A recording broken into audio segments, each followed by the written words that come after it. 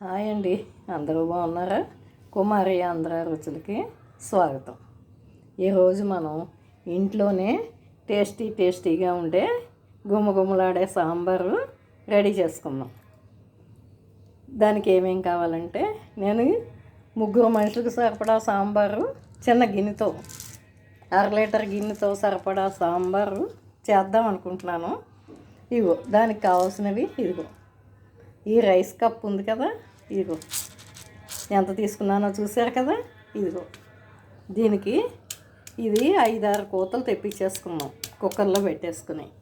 దీనికి ఏమేం కావాలంటే ఇదిగో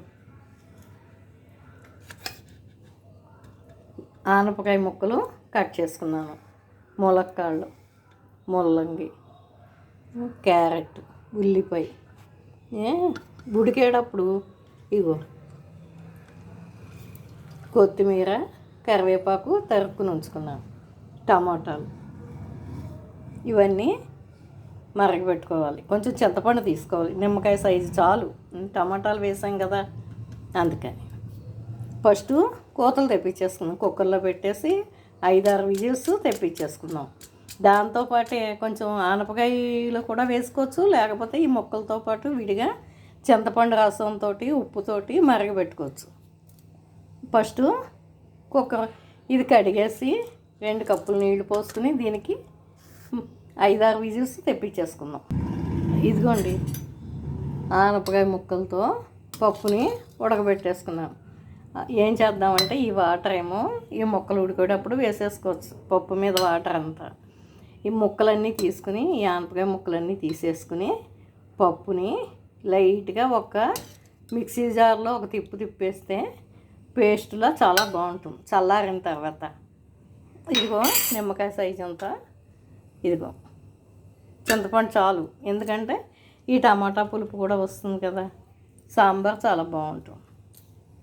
పైన పోపుకు కూడా కావాల్సినవి తీసుకుందాం. ఈ ముక్కలన్నీ ఈ కుక్కర్లో ఒక విజిల్ తెప్పించుకుందాం. ఈ చింతపండు ఉంది కదా,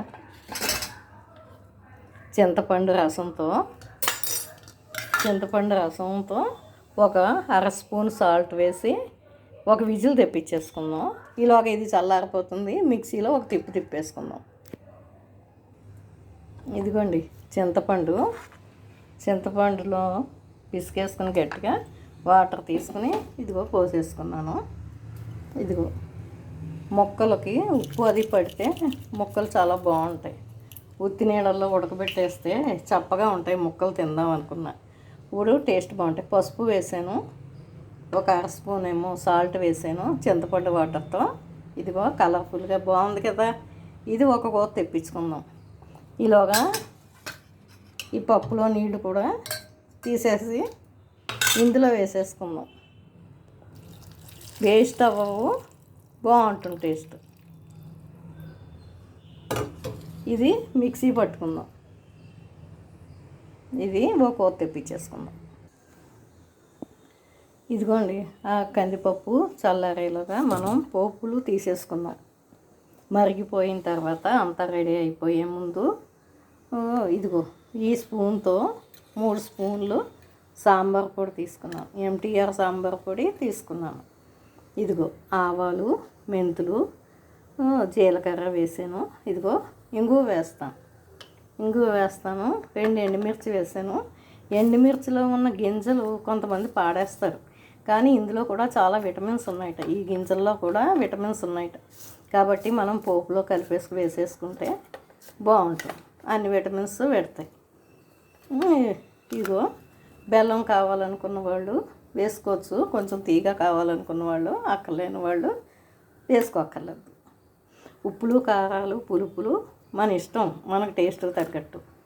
ఆ ముక్కల్లో కొంచెమే ఉప్పు వేసాను కదా, ఇంకొంచెం ఉప్పు తీసుకున్నాను. ఈలోగా ఈ పప్పు చల్లారిపోయింది, మిక్సీలో వేసేసుకుంటాను. అగో కూతలు తెప్పించేసుకున్నాను. ముక్కలు పప్పు నీళ్ళు పైన పోసేసాను, అందుకే పైకి పొంగింది. ఇది చల్లారిపోయింది. ఇందులోనే కొన్ని కొబ్బరి ముక్కలు కూడా వేసుకున్నాను, బాగుంటుంది కదా టేస్ట్ సాంబార్కి, అందుకని ప్రిపేర్ చేసుకుందాం. పప్పు చల్లారిపోయింది, మిక్సీలో ఆడేసుకుందాం. ఇదిగోండి ముక్కలు ఉడికిపోతున్నాయి చూసారు కదా. 3 వంతులు ఉడకాలి. ఒక వంతు పప్పుతోటి వాటితోటి ఉడికితే బాగుంటుంది. అందుకే ఒక కూత తెప్పించాక కాసేపు ఉంచి కట్టేసాను.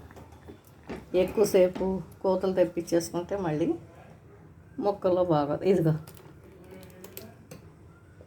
పప్పు వేసేసాను. పప్పుతో పాటు ఇదిగో ఆనపకాయ ముక్కలు కూడా ఉడకబెట్టేసుకున్నాను ఇందాకనే. ఇవి కూడా వేసేసాను. ఇవన్నీ మరుగుతూ ఉంటే